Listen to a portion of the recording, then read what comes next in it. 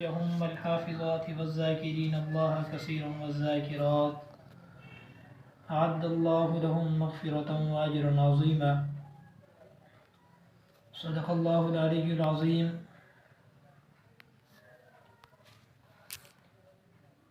اللهم صل على محمد وعلى آل محمد كما صليت على إبراهيم وعلى آل إبراهيم إنك حميد مجيد. اللهم بارك على محمد وعلى آل محمد كما باركت على إبراهيم وعلى آل إبراهيم إنك حميد مجيد. اللہ رب العزت نے قرآن پاک کے اندر مسلمان مردوں اور عورتوں کی صفات بیان فرمائی ہیں کہ جو مرد اور جو عورت ان صفات پر عمل کرے گا اور جو آدمی بھی ان پر عمل کر کے زندگی گزارے گا، اللہ رب العزت آخر میں فرماتے ہیں کہ ان کے لیے اجر عظیم کا وعدہ اللہ رب العزت نے فرمایا ہے۔ تو پہلی صفت اللہ رب العزت فرماتے ہیں کہ ان المسلمین والمسلمات، کہ بے شک مسلمان مرد اور مسلمان عورت۔ مسلمان اس کو کہتے ہیں جس کے اعمال سے، جس کے ظاہر سے یہ ظاہر اور معلوم ہو کہ یہ آدمی مسلمان ہے، یہ عورت مسلمان ہے۔ اس طرح حدیث مبارکہ میں آتا ہے بنی الاسلام علی خمس، کہ اسلام کی بنیاد 5 چیزوں پر ہے۔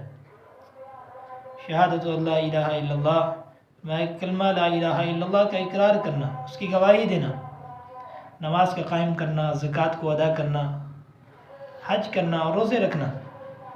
یہ وہ اعمال ہیں جس سے ظاہر ہوتا ہے کہ آدمی مسلمان ہے۔ اور دوسری صفت فرمایا والمؤمنین والمؤمنات، کہ ایمان والے مرد اور ایمان والی عورتیں۔ اسلام کا تعلق ظاہر سے ہے اور ایمان کا تعلق دل کے ساتھ ہے۔ سناتا ہے آمنت باللہ وملائکتہ وکتبہ ورسلہ، کہ ایمان لانا اللہ پر اور اس کے فرشتوں پر، اس کی کتابوں پر، اس کے رسولوں پر، اور ہر اچھی اور بری تقدیر پر کہ یہ اللہ کی طرف سے ہے، اور مرنے کے بعد دوبارہ اٹھائے جانے پر ایمان لانا۔ اس کا تعلق دل کے ساتھ ہے کہ دل میں اس چیز کا ایمان ہو کہ یہ تمام چیزیں برحق ہیں اور اللہ اور اس کے رسول صلی اللہ علیہ وسلم نے جو فرما دیا وہ برحق ہے۔ اس کو کہتے ہیں ایمان والا۔ اور پھر فرمایا والقانتین والقانتات، کہ اطاعت کرنے والی مرد اور اطاعت کرنے والی عورت۔ جو آدمی بھی اطاعت کرے گا اللہ اور اس کے رسول صلی اللہ علیہ وسلم کی، اللہ رب العزت اس کو کامیاب فرمائیں گے۔ ومن یطع الرسول ومن یطع اللہ والرسول فاولئک مع الذین انعم اللہ علیہم، جو بھی اللہ اور اس کے رسول کی اطاعت کرے گا اللہ فرماتے ہیں ان کو انعامات دیں گے۔ انعم اللہ علیہم من النبیین، وہ ایسے انعامات جو نبیوں کو عطا فرمائے گے، صدیقین کو عطا ہوئے، شہداء کو عطا ہوئے، صالحین کو عطا ہوئے، ایسے انعامات اللہ رب العزت ان کو عطا فرمائیں گے۔ وحسن اولئک رفیقا، یہ وہ لوگ ہیں کہ جن کی رفاقت بڑی بہترین قسم کی رفاقت ہے۔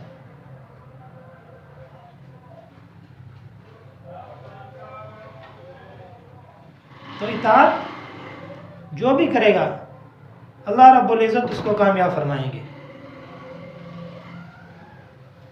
اور فرمایا کہ والصادقین والصادقات، کہ سچائی والے مرد اور سچائی والی عورتیں، یعنی جو آدمی بھی سچ بولے گا اللہ رب العزت اس کو بڑی بڑی مشکلات سے نکال دیں گے، لیکن اس کے بالمقابل اگر جو آدمی جھوٹ بولے گا تو اللہ رب العزت اس جھوٹ کی نحوست کی وجہ سے اس کو بڑی بڑی مشکلات کے اندر پھنسا دیں گے۔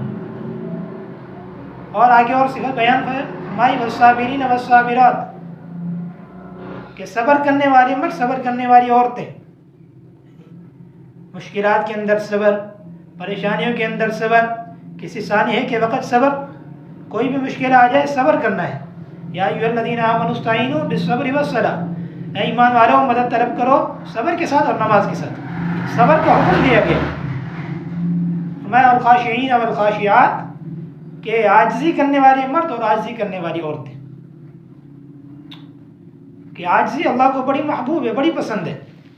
حدیث مبارکہ میں آتا ہے فرمایا من تواضع للہ رفعہ اللہ ومن تکبر وضعہ اللہ، کہ جو اللہ کے لیے جھکتا ہے اللہ اس کو بلند کرتے ہیں، اور جو تکبر کرتا ہے پھر اللہ اس کو پست و ذلیل کرتے ہیں۔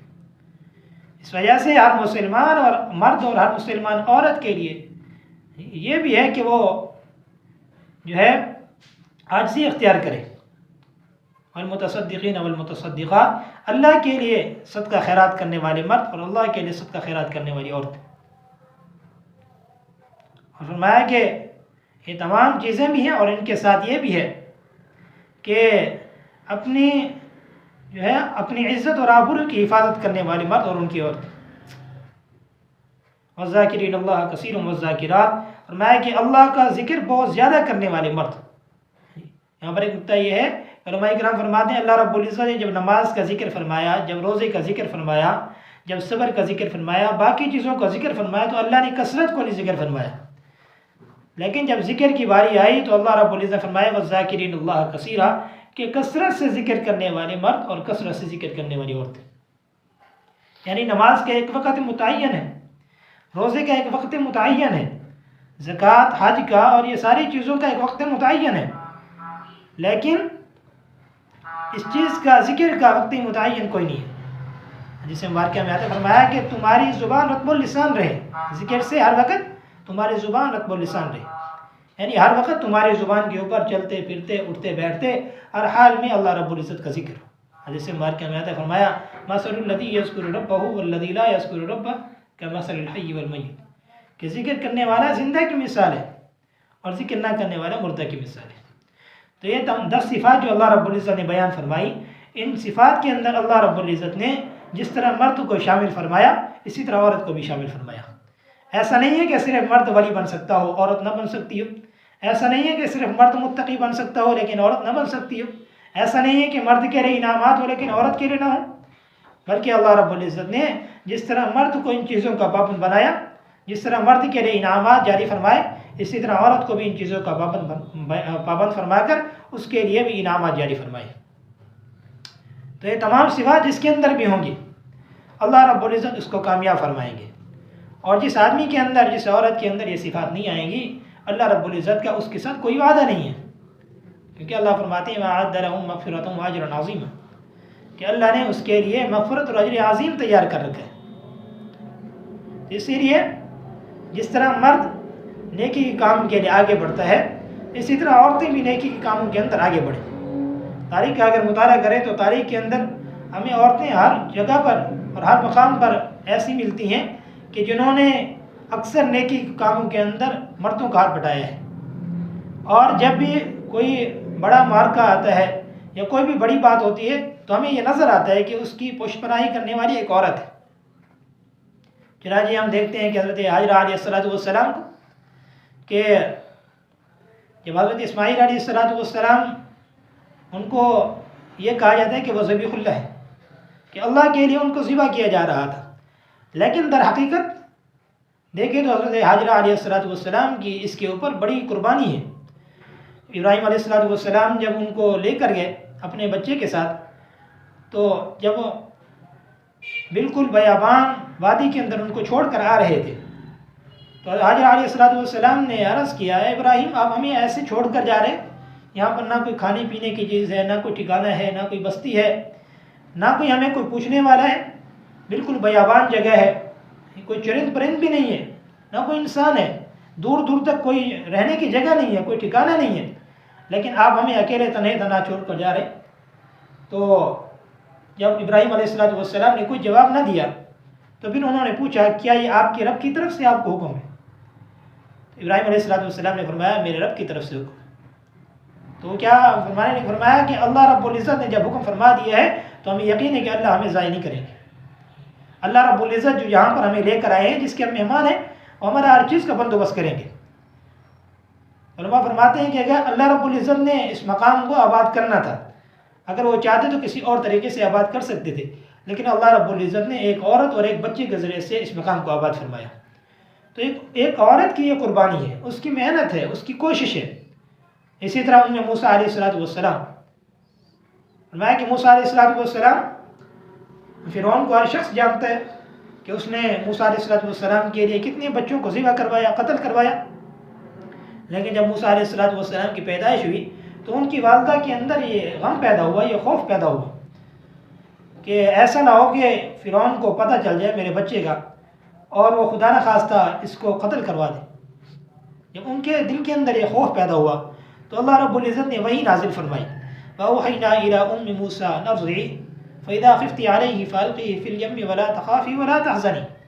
موسیٰ علیہ السلام کی ماں کی طرف وہی فرمائی کہ آپ کسی قسم کا غم نہ کرو، اگر آپ کو کوئی غم ہو تو ان کو دریا کے اندر ڈال دو، اللہ رب العزت اس کی حفاظت فرمائیں گے اور اس کو واپس آپ کے پاس لوٹائیں گے اور اس کو رسولوں میں سے بنائیں گے۔ موسیٰ علیہ السلام کی والدہ نے اللہ رب العزت پر امید باندھ کر اللہ رب العزت نے جو فرما دیا تھا اس چیز کا یقین دل کے اندر بٹھا کر انہوں نے اس پر عمل کیا، تو اللہ رب العزت نے اسی موسیٰ علیہ السلام کے ذریعے سے بنی اسرائیل کو نجات عطا فرمائی اور فرعون کو اور اس کے لشکر کو نیست و نابود فرما دیا۔ اسی طرح حضور اقدس صلی اللہ علیہ وسلم کی زوجہ محترمہ حضرت خدیجہ رضی اللہ تعالیٰ عنہ، حضور اقدس صلی اللہ علیہ وسلم کو جب نبوت ملی تو حضور اقدس صلی اللہ علیہ وسلم پر جب پہلی وحی نازل ہوئی غار حرا کے اندر، حضور اقدس صلی اللہ علیہ وسلم اس وحی کے بعد اپنے گھر تشریف لائے تو آپ پر خوف کے اثرات تھے۔ آپ صلی اللہ علیہ وسلم فرما رہے تھے مجھے چادر اڑاؤ، مجھے چادر اڑاؤ۔ حضرت خدیجہ رضی اللہ تعالیٰ عنہ پوچھنے لگی اے محمد کیا ہوا؟ تو حضور اقدس صلی اللہ علیہ وسلم نے سارا کا سارا واقعہ سنایا۔ تو حضرت خدیجہ رضی اللہ تعالیٰ عنہ بڑے سمجھدار خاتون تھی، تو وہ سمجھ گئی کہ یہ کوئی عام بات نہیں ہے، اس وجہ سے کہ انہوں نے کتابوں کا مطالعہ کیا ہوا تھا اور انہوں نے صحائف کا مطالعہ کیا ہوا تھا، اور وہ سمجھ گئی کہ یہ وہ بات ہے جو اللہ رب العزت اپنے انبیاء علیہ السلام اور اپنے مقرب لوگوں کے ساتھ فرماتے ہیں۔ اس وجہ سے وہ فرمانے لگیں کہ محمد پریشان نہ ہوں، آپ تو غریبوں کا ساتھ دینے والے ہیں، آپ تو محتاجوں کا سہارا بننے والے ہیں، آپ تو غریبوں کو کھانا کھلانے والے ہیں، آپ تو لوگوں کے کام آنے والے ہیں۔ اس وجہ سے کہ حضور اقدس صلی اللہ علیہ وسلم کے ساتھ رہنے والی تھی، آپ کے دکھ درد کی ساتھی تھی، اور آپ صلی اللہ علیہ وسلم کے مزاج کو وہ جانتی تھی، آپ کی جلوت خلوت سے وہ جو ہے بخوبی واقف تھی۔ تو انہوں نے بھی یہ فرمایا کہ اللہ رب العزت آپ کو ضائع نہیں کریں گے، اللہ رب العزت آپ کو بلندیاں عطا فرمائیں گے۔ تو یہ وہ عورت ہے جس نے نبوت کو سہارا دیا ہے۔ تو حضور اقدس صلی اللہ علیہ وسلم حضرت خدیجہ رضی اللہ تعالیٰ عنہ ان کا بڑا احترام فرماتے تھے۔ اس وجہ سے حضور اقدس صلی اللہ علیہ وسلم نے جب تک حضرت خدیجہ حیات رہیں آپ کی موجودگی کے اندر کوئی دوسرا نکاح نہیں فرمایا۔ جب حضرت خدیجہ رضی اللہ تعالیٰ عنہ کا انتقال ہوا تو ان کے انتقال کے بعد حضور اقدس صلی اللہ علیہ وسلم حضرت خدیجہ کو یاد کیا کرتے تھے۔ تو ایک بار حضرت عائشہ رضی اللہ تعالیٰ عنہ فرمانے لگی یا رسول اللہ صلی اللہ علیہ وسلم آپ کی چھوٹی عمر کی بیویاں ہیں، خوبصورت بیویاں موجود ہیں، لیکن ان کی موجودگی کی حالت کے اندر بھی آپ ایک ایسی عورت کو یاد کرتے ہیں کہ جس کا انتقال ہو گیا اور وہ تقریباً آپ سے 25 سال بڑی بھی تھی، لیکن آپ اب بھی اس کو یاد کرتے ہیں۔ تو حضور اقدس صلی اللہ علیہ وسلم نے فرمایا کانت ما کانت، یہ خدیجہ تھی جو تھی، اس وجہ سے خدیجہ کے احسانات تھے۔ حضور اقدس صلی اللہ علیہ وسلم گویا یہ فرمانا چاہتے تھے کہ ان کی تعریف کے لیے میرے پاس الفاظ نہیں ہیں، یہ خدیجہ اپنی آپ میں آپ تھی، ان کی کوئی مثال نہیں ملتی۔ تو جس طرح حضرت خدیجہ رضی اللہ تعالیٰ عنہ نبوت کا سہارا بننے والی، اسی طرح حضرت عائشہ رضی اللہ تعالیٰ عنہ انہوں نے نبوت کے علم کو سیکھا اور انہوں نے اس علم کو ہم تک پہنچایا۔ یقیناً صحابہ کرام رضی اللہ عنہ اجمعین نے تمام کا تمام علم حضور اقدس صلی اللہ علیہ وسلم سے سیکھ کر ہم تک پہنچایا ہے، لیکن وہ علم جو گھر کے اندر گئے وہ علم حضرت عائشہ رضی اللہ تعالی عنہا نے ہم تک پہنچایا ہے۔ اس وجہ سے صحابہ کرام فرماتے تھے، فرمایا کہ حضرت عائشہ سے بڑا ہم نے کوئی عالم نہیں دیکھا۔ صحابہ کرام کو جب کوئی پریشانی آتی، کسی مسئلے کے اندر کوئی مشکل پیش آتی تو حضرت عائشہ رضی اللہ تعالیٰ عنہ کے پاس جاتے، اور حضرت عائشہ رضی اللہ تعالیٰ عنہ کے پاس اس چیز کا علم ضرور ہوتا تھا۔ تو یہ وہ عورتیں تھیں کہ جنہوں نے اسلام کے لیے اپنی ساری کی ساری عمر قربان کر دی تھی، اور اسلام کے لیے انہوں نے ساری کی ساری چیزیں قربان کر دی۔ تو یہ وہ عورتیں تھیں کہ جن کا اٹھنا بیٹھنا چلنا پھرنا نیک لوگوں کے ساتھ ہوتا تھا۔ اسی لیے ہم میں سے ہر عورت یہ کوشش کرے کہ ہر عورت اپنے اعمال کو درست کرے۔ جس طرح میں نے عرض کیا کہ ہر معاملے کے اندر، ہر چیز کے اندر ہمیں کہیں نہ کہیں کسی عورت کا ہاتھ نظر آئے گا۔ حضرت ام حکیم رضی اللہ تعالیٰ عنہ اکرمہ بن ابی جہل کی زوجہ ہیں، وہ فرماتی ہیں کہ جب مکہ مکرمہ فتح ہوا تو اکرمہ ڈر سے وہ یمن چلے گئے۔ جب وہاں گئے تو ان کی بیوی جو تھی ام حکیم، تو وہ بھی وہاں پر پہنچ گئی۔ تو وہاں جا کر حضرت اکرمہ سے کہنے لگی کہ کیا وجہ ہے کہ تم یہاں سے بھاگ کر آ گئے ہو؟ حضور اقدس صلی اللہ علیہ وسلم کے دامن کے سوا تمہیں کہیں پناہ نہیں ملے گی، اس وجہ سے واپس جاؤ اور حضور اقدس صلی اللہ علیہ وسلم کے دامن کے اندر پناہ لے لو۔ تو واپس آئے، حضور اقدس صلی اللہ علیہ وسلم نے ان کا شاندار استقبال فرمایا۔ تو اس شخص کے اسلام لانے کے پیچھے ایک عورت کا ہاتھ ہے۔ اسی طرح حضرت ام سلیم رضی اللہ تعالیٰ عنہ، ابو طلحہ رضی اللہ تعالیٰ عنہ نے ان کو نکاح کا پیغام بھیجا، تو وہ فرمانے لگی کہ میں تو مسلمان ہوں، تم مسلمان نہیں ہو، تو میں تمہارے اس نکاح کے پیغام کو قبول نہیں کرتی۔ لیکن پھر اچانک سے وہ بولنے لگی، کہنے لگی کہ اے ابو طلحہ، کیا تم جس کی عبادت کرتے ہو وہ زمین سے اگنے والا درخت نہیں ہے؟ تو وہ کہنے لگی ہاں وہ زمین سے اگنے والی چیز ہے۔ تو فرمانے لگی کیا تمہیں اس کی عبادت کرتے ہوئے شرم نہیں آتی؟ تو ابو طلحہ رضی اللہ تعالیٰ عنہ کو یہ بات ان کے دل پر لگ گئی اور اس بات کی وجہ سے مسلمان ہو گئے۔ تو حضرت ام سلیم رضی اللہ تعالیٰ عنہ ان کے اس مسلمان ہونے کی وجہ سے ان کے ساتھ انہوں نے شادی کر لی اور فرمایا کہ اسلام ہی میرا مہر ہے۔ حضرت انس رضی اللہ تعالیٰ عنہ فرماتے ہیں، فرمایا کہ یہ عجیب و غریب قسم کا مہر تھا کہ انہوں نے اسلام کو مہر بنا لیا۔ یہ وہ عورتیں تھیں کہ جنہوں نے لوگوں کے اوپر محنت کی اور لوگوں کے اسلام کی طرف لے۔ چلیے ہم میں سے ہر عورت کوشش کرے کہ وہ بھی اسلام کے لیے کچھ نہ کچھ جو ہے محنت کرنے والی بن جائے، کچھ نہ کچھ کوشش کرنے والی بن جائے اور اپنے گھروں کے اندر اعمال کرنے والی بن جائے۔ اس وجہ سے کہ ہماری مائیں بہنیں جو گھر کے اندر کریں گی وہ بچے وہی دیکھیں گے، وہی سیکھیں گے اور اسی پر عمل کریں گے۔ تاتاری ایک قوم تھی کہ وہ ایسی قوم تھی کہ جو مسلمانوں کو انہوں نے نیست و نابود کر دیا تھا۔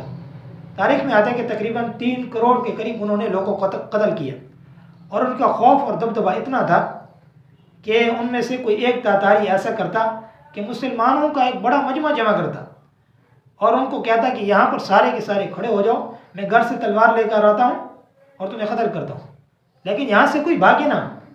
تو مسلمانوں کے اندر اتنا ان کا خوف پیدا ہو گیا تھا کہ ان کے یعنی اس کا کوئی سپاہی نہیں ہے، کوئی ان کو دیکھنے والا نہیں ہے، لیکن ان کا خوف اتنا ان کے دلوں کے اوپر ہو گیا تھا کہ کوئی ایک مسلمان بھی وہاں سے بھاگ نہیں سکتا تھا۔ تو وہ تاتاری آتا گھر سے تلوار لے کر اور ان کے جو ہے ان کی گردنوں کو اڑا دیتا تھا۔ اس میں فرمایا کہ جب اللہ کا خوف دلوں سے نکل جاتا ہے تو لوگوں کا خوف دلوں کے اندر بیٹھ جاتا ہے۔ حدیث مبارکہ میں آتا ہے اذا عظمت امت الدنیا نزعت منها ہیبۃ الاسلام، جب دلوں کے اندر دنیا کی عظمت بیٹھ جائے گی تو اسلام کی ہیبت ان کے دلوں سے نکل جائے گی۔ تو یہ وہی تاتاری تھے کہ جو مسلمانوں پر ظلم و ستم کرتے تھے، لیکن ایک وقت ایسا آیا کہ یہی تاتاری جو تھے یہ اسلام کا نام بلند کرنے والے تھے۔ یہ واقعہ کچھ ایسا ہوا کہ اللہ رب العزت کی طرف سے یہ معجزہ تھا کہ انہوں نے مسلمان مردوں کو قتل کر دیا، لیکن مسلمان جو عورتیں تھیں ان کو انہوں نے باندیا بنا لیا۔ باندیا بنا کر جب ان کو اپنے پاس لے گئے تو ان کے جسموں کے اوپر تو ان کی حکمرانی تھی، لیکن ان عورتوں کے ذہنوں کے اوپر ان کی حکمرانی نہ ہو سکی۔ تو ان عورتوں نے جا کر کیا کام کیا کہ وہاں جا کر ان لوگوں کے دلوں کے اوپر محنت کی، ان لوگوں کو اسلام کی تعلیمات دی، ان لوگوں کے جو بچے تھے ان کے اوپر اسلام کی بات انہوں نے کی، اسلام کی انہوں نے تربیت دی ان کو۔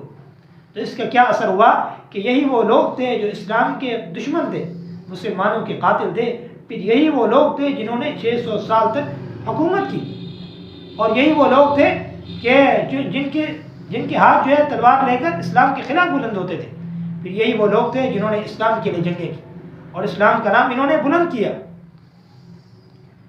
تو اسی طرح آج کی عورتیں بھی اگر کوشش کریں گی، آج کی عورتیں بھی اگر اسلام کو بلند بالا کرنے کی کوشش کریں گی تو اللہ رب العزت اسلام کو اسی طرح غلبہ دیں گے جس طرح تاتاریوں کے ذریعے سے اللہ رب العزت نے اسلام کو غلبہ دیا. تو ہم تاریخ کا جب مطالعہ کرتے ہیں تو ہمیں ہر جگہ پر یہی چیز نظر آتی ہے کہ انہوں نے اسلام کے لیے انہوں نے قربانیاں دی ہیں.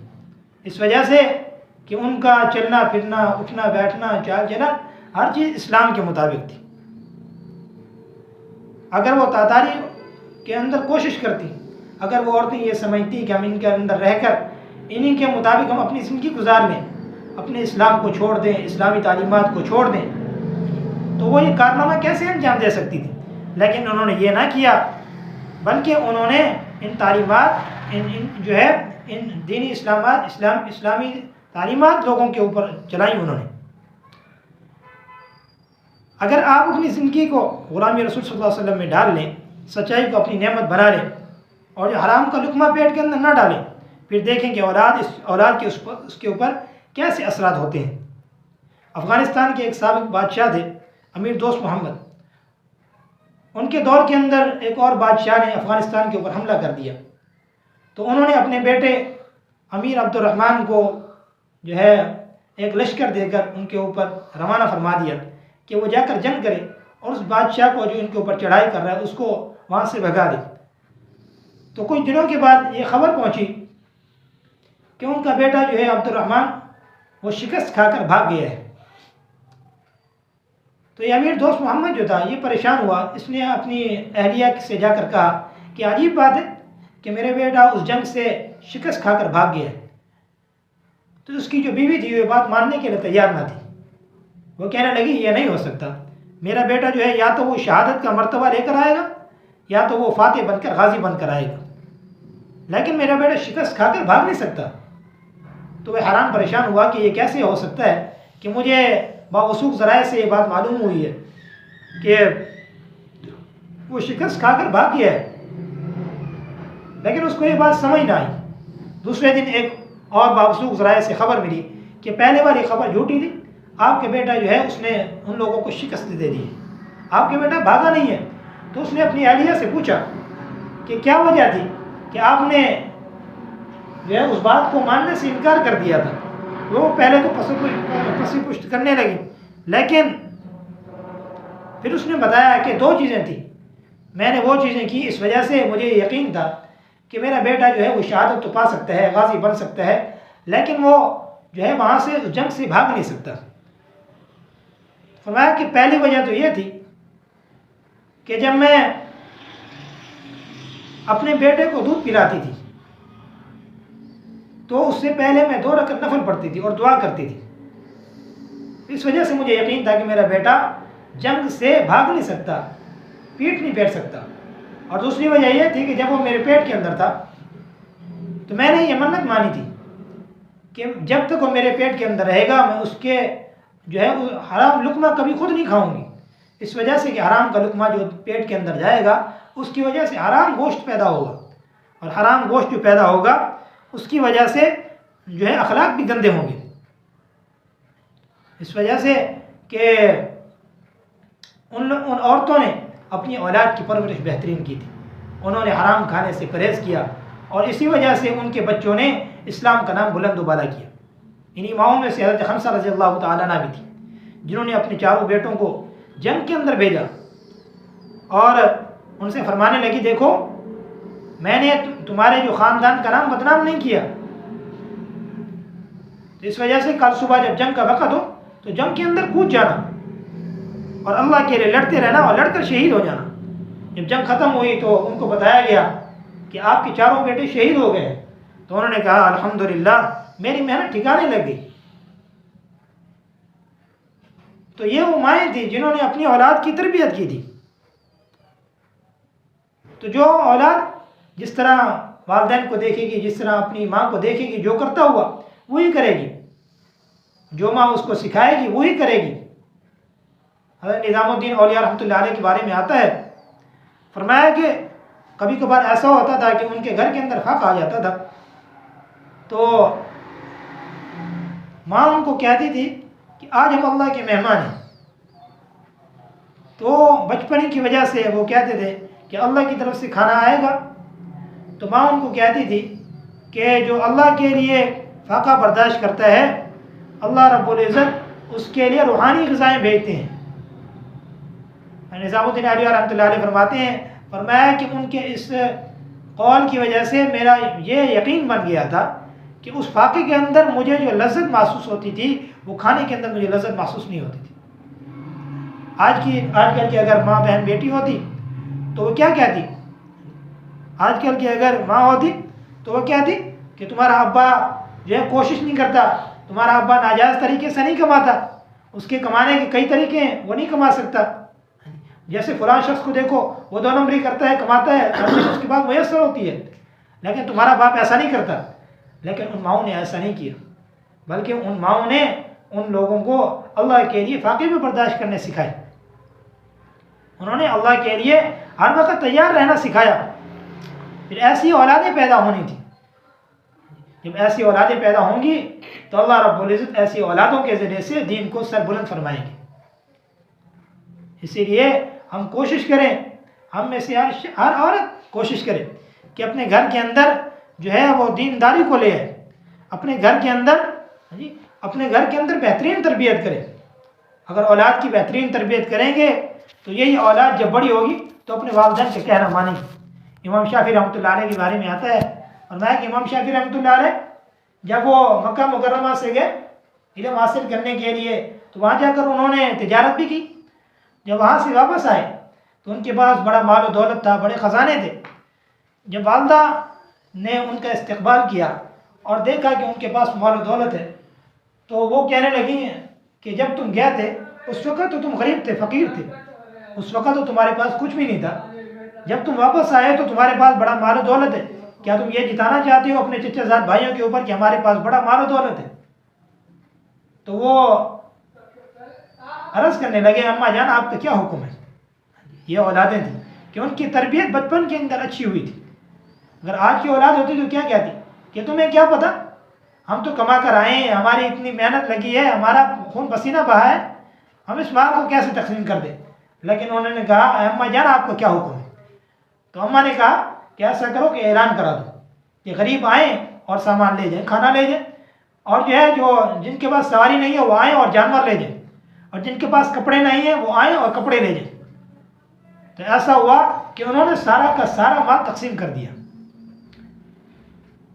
اسی لیے ہم کوشش کریں کہ اپنی اولاد کی تربیت ٹھیک کریں، اپنے آئیڈیل کو پہچانیں کہ ہمارا آئیڈیل کون ہے۔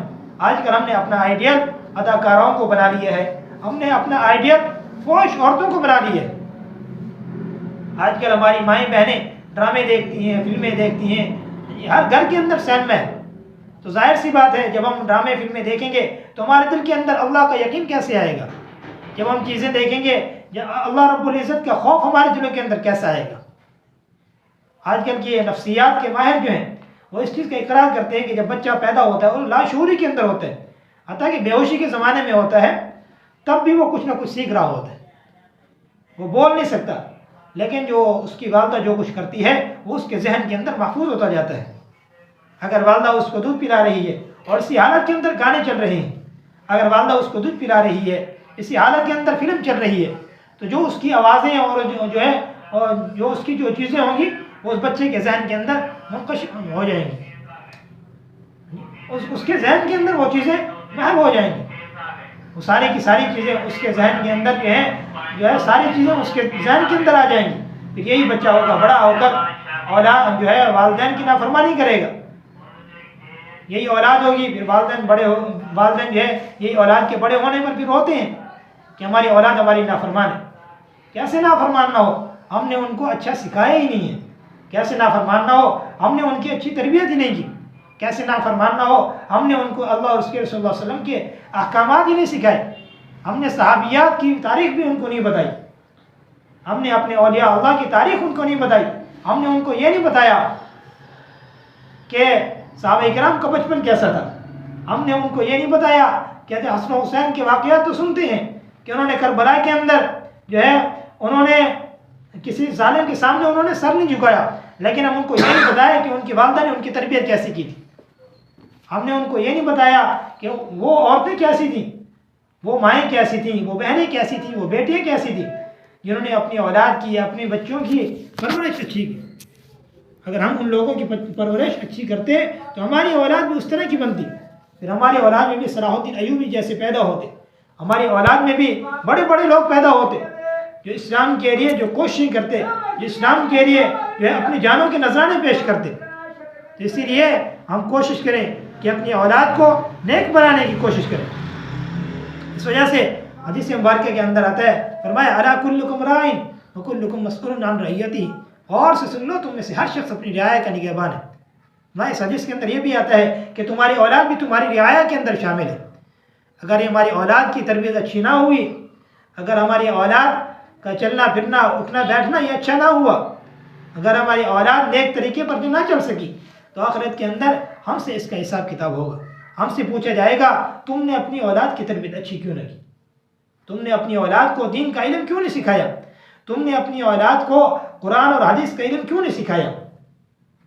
تو اس لیے ہم میں سے ہر ماں بہن یہ کوشش کرے کہ اپنی جو ہے گھر کے اندر جو لوگ ہیں, جو افراد ہیں, ان کے اوپر محنت کریں, ان کو دیندار بنائیں, ان کے ذہنوں کے اوپر محنت کریں. جس طرح ان عورتوں نے تاتاریوں کے اوپر محنت کر کے وہ ان کو اسلام کے اندر لے ہیں, ان کو مسلمانوں کا اور اسلام کا خادم بنا دیا. پھر آج کے ہم بھی اگر کوشش کریں گے, ہمارے بچے بھی انشاءاللہ اسلام کے لیے کوشش کرنے والے بن جائیں. دعا ہے کہ اللہ رب العزت ہم سب کو دین کے مطابق مکمل زندگی گزارنے کی توفیق عطا فرمائے. وما علینا الا البلاغ. الحمدللہ رب العالمین, الصلاۃ والسلام علی سید المرسلین. اللهم اغفر لنا ولوالدينا ولأساتذتنا ولمشايخنا وللمؤمنين والمؤمنات والمسلمين والمسلمات الأحياء منهم والأموات إنك سميع مجيب الدعوات. اللهم اغفر لأمة محمد صلى الله عليه وسلم. اللهم ارحم أمة محمد صلى الله عليه وسلم. اللهم اهد أمة محمد صلى الله عليه وسلم. اللهم تجاوز عن أمة محمد صلى الله عليه وسلم. اللهم انصر الإسلام والمسلمين. اللهم انصر الإسلام والمسلمين. اللهم انصر الإسلام والمسلمين ولعن الكفرة والمشركين ومن حزى حزبهم من الأحزاب والمنافقين الذين يكذبون رسولك ويقاتلون أولياءك من الطلاب والعلماء والمسلمين. اللهم فارق بين كلمتهم وفرق جمعهم وشتت شملهم وزلزل أقدامهم وألق في قلوبهم الرعب وخذهم أخذ عزيز مقتدر وأنزل بهم بأسك الذي لا ترده عن القوم المجرمين. اللهم إنا نسألك من خير ما سألك منه عبدك ونبيك محمد صلى الله عليه وسلم, ونعوذ بك من شر ما استعاذك من عبدك ونبيك محمد صلى الله عليه وسلم, وأنت المستعان عليك البلاء ولا حول ولا قوة إلا بالله العلي العظيم. سبحان الله وبحمده, سبحانك اللهم وبحمدك, نشهد أن لا إله إلا أنت, نستغفرك ونتوب إليك. سبحان ربك رب العزة عما يصفون وسلام على المرسلين والحمد لله رب العالمين. آمين برحمتك.